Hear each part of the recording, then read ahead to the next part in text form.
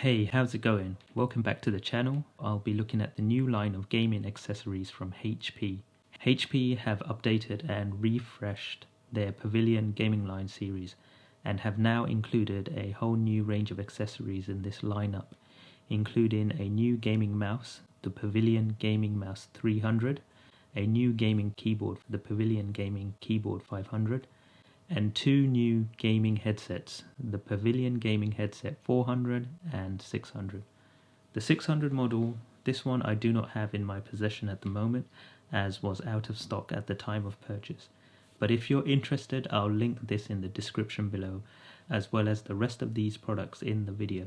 These new gaming accessories are aimed towards a more entry-level casual mid-range gamer, as their high-end gaming products are covered by the Omen series.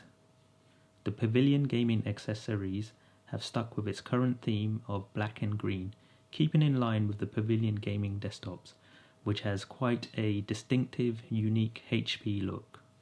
The appealing thing about these new gaming accessories is its price to value aspect. You're able to get a decent product for a reasonable amount of money from a well-known brand, but is it as good as the competition in these price ranges? Although it is rocking black and green, this is not a razor.